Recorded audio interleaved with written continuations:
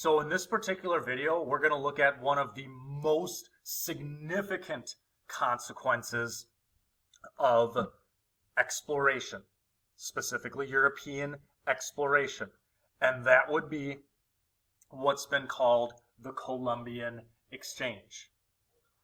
You can argue that this is the main reason why this unit is referred to as Transoceanic Interconnections. Now, the Columbian exchange actually initiated exchange in areas of the world where it was not already occurring, whereas Islamic and Mongol exchanges during the previous time frame kind of intensified exchanges that were already occurring. So initiated, this is something totally new. Now, this is a process that occurred over many decades and was the result of many voyages rather than all at once. This isn't a one-time deal. It's ongoing. Now, within 1 century of Columbus's first voyage, the major crops of the Old World had spread to, and they became staples of, the Americas. And the same thing happened when American crops proliferated across Afro-Eurasia. Diseases brought west via European immigrants and African slaves will decimate the populations of the Western Hemisphere, although it is believed that in return, syphilis made its way east.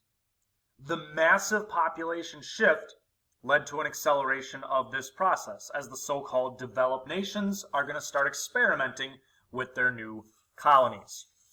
Now, when we take a look at demographic changes, we first look at the changes that were brought by disease. And remember, the native peoples of the Western Hemisphere had been, isolated, so to speak. And they did not have the immunities to old world diseases. It's really difficult to assess how many natives died as a result because we don't have exact population counts. But one estimate holds that the population of central Mexico dropped from 13 million to 700,000 in 1 century. The Maya and Inca populations fell by nearly 70%, and the native population of Brazil dropped in half within a century of the Portuguese arrival.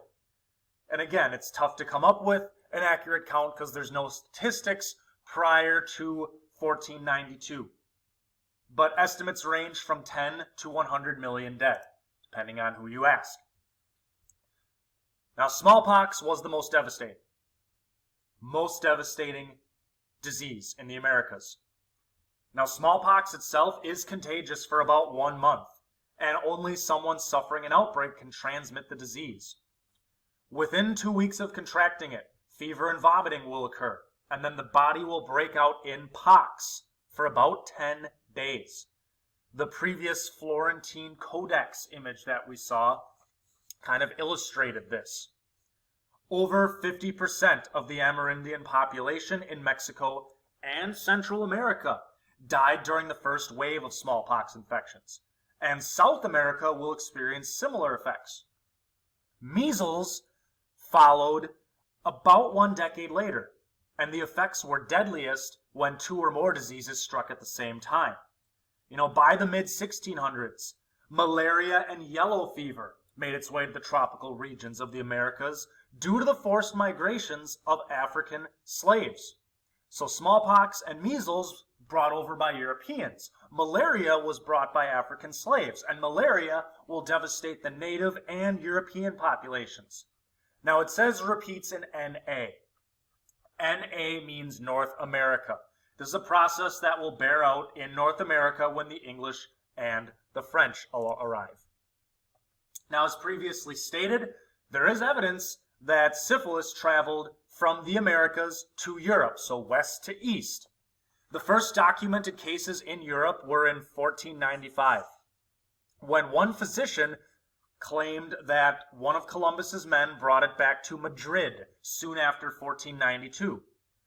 Now, there have been no European skeletons that were found prior to 1500 that had it, but an Amerindian skeleton has been found that had it. Now, it's not deadly in terms of mass deaths, but if you contract it, about fatal for 1/4.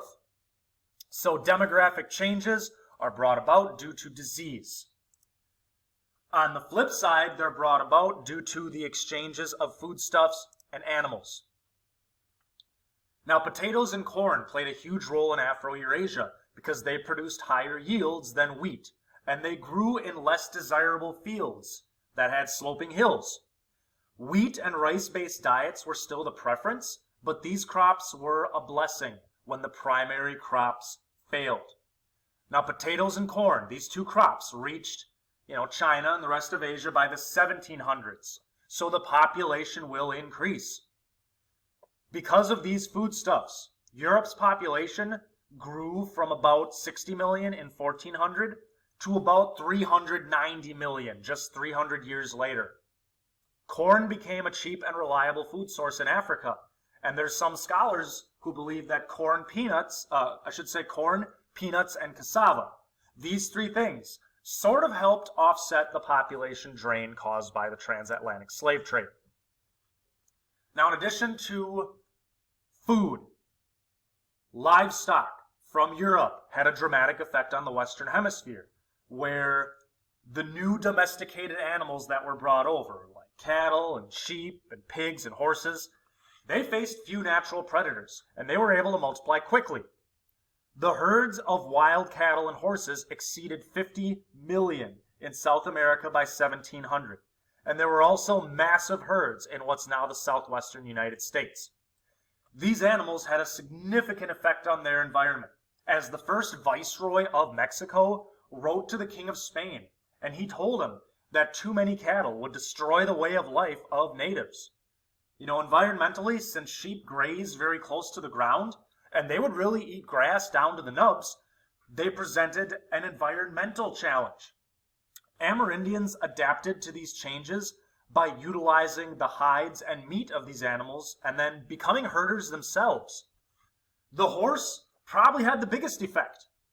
So of all of them, when it says natives adjust lifestyle and military, the horse will lead to more efficient hunting of buffalo on the plains and also a complete transformation of military life.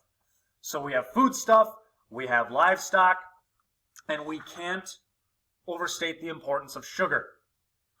Now, the Portuguese settlers in Brazil searched for gold as Jesuits attempted to convert natives to Christianity.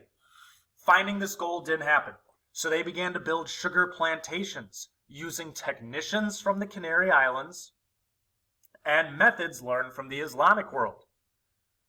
This is a brutal process, and too many native peoples that were laborers died. So they began to use West African labor. So this will provide the impetus for the dramatic increase in the transportation of forced African slaves. That's really going to amplify during this time frame. Sugar is highly sought after as a sweetener and medicine, among other things, and it's served almost exclusively as an export. So this is just one example of a cash crop that we see transferring from the quote-unquote old world to new world as a part of the Columbian exchange.